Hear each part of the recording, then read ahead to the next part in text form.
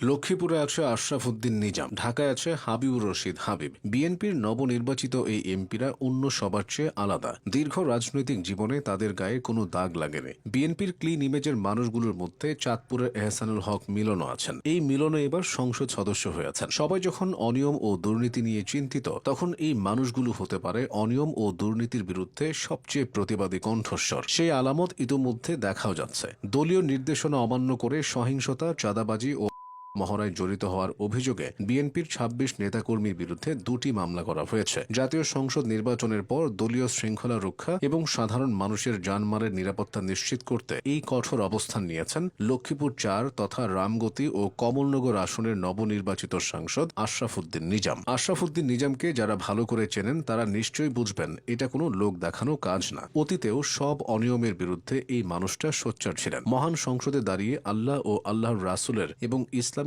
বিরোধিতাকারীদের বিপক্ষে আওয়াজ তুলেছিলেন। আশরাফ উদ্দিন নিজামের মতো আরেকজন ক্লিন ইমেজের এমপি হাবিবুর রশিদ হাবিব। শান্তশিষ্ট এই মানুষটা ঢাকা ৯ আসনে বিজয়ী হয়েছেন। হাবিবুর রশিদ হাবিব একজন পরীক্ষিত রাজনীতিক হিসেবে পরিচিত। অরাজনৈতিক মানুষের কাছেও তার জনপ্রিয়তার মূল কারণ রাজনৈতিক সততা। কখনো অন্যায় বা জুলুমে যুক্ত না হওয়া, বরং অন্যায়কে প্রতিরোধ করার দৃঢ় অবস্থান, এটাই তাকে আলাদা করেছে। ছাত্রজীবন থেকে শুরু করে স্বৈরাচার বিরোধী আন্দোলন পর্যন্ত প্রতিটি পর্যায়ে তিনি ছিলেন ফ্রন্টলাইনে। জেল জুলুমকে সঙ্গী করেই রাজনীতির পথে থেকেছেন। ব্যক্তিগত জীবনের ত্যাগ ও সংগ্রামের গল্প সাধারণ মানুষের মনে আলাদা জায়গা করে নিয়েছে। হাবিবুর রশিদ হাবিব বিএনপির কেন্দ্রীয় নির্বাহী কমিটির সদস্য, পাশাপাশি ঢাকা মহানগর দক্ষিণ বিএনপির যুগ্ম সাধারণ সম্পাদক হিসেবে দায়িত্ব পালন করেছেন। তবে দলীয় পদের উপরে উঠে তিনি সবার জন্য কাজ করার প্রতিশ্রুতি দিয়েছেন। এহসানুল হক মিলনকে কে না মনে রেখেছে। দেশের জন্য কাজ করতে ছেড়েছিলেন মার্কিন নাগরিকত্ব, এরপর শিক্ষা প্রতিমন্ত্রী হয়ে শূন্যের কোটায় নিয়ে এসেছিলেন পরীক্ষার নকল ও অনিয়ম। সেই এহসানুল হক মিলন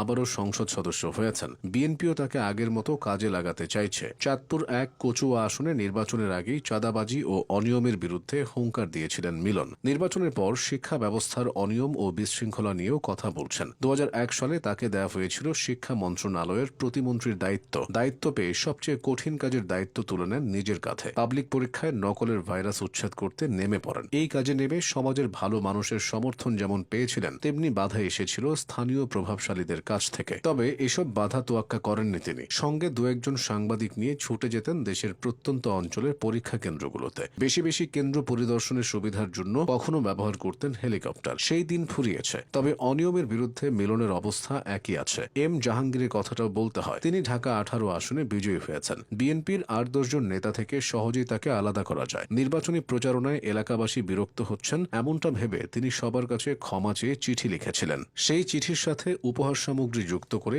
নিজেই পৌঁছে দিয়েছিলেন এলাকাবাসীর দোরগোড়ায়। এস এম জাহাঙ্গীরের এমন ব্যতিক্রমী উদ্যোগ ভোটারদের দৃষ্টি কেড়েছিল। এবার বিজয়ের পর তিনি নিজেই নিজের ব্যানার ফেস্টুন অপসারণ করতে নেমে পড়েছেন। আগেও অন্যান্য নেতাদের থেকে ভিন্ন কৌশল অবলম্বন করে তিনি নজরে এসেছিলেন। এস এম জাহাঙ্গীর ঢাকা ১৮ এর মানুষের কাছে আগে থেকেই পরিচিত। দল মতের উপরে উঠে দুঃসময়ে সবার পাশে দাঁড়িয়ে তিনি পরিচিত হয়েছেন। স্থানীয় নেতাকর্মী ও সাধারণ মানুষের মধ্যে তার জনপ্রিয়তা, সাংগঠনিক দক্ষতা এবং কর্মীদের প্রতি আন্তরিকতা তাকে এই আসনে একজন শক্তিশালী নেতা হিসেবে প্রতিষ্ঠিত করেছে। তিনি শুধু রাজনৈতিক কর্মসূচিতেই নয়, সাধারণ মানুষের পাশে থেকেও কাজ করেছেন। এভাবেই বিএনপির এই এমপিরা সার্বজনীন গ্রহণযোগ্যতা পেয়েছে।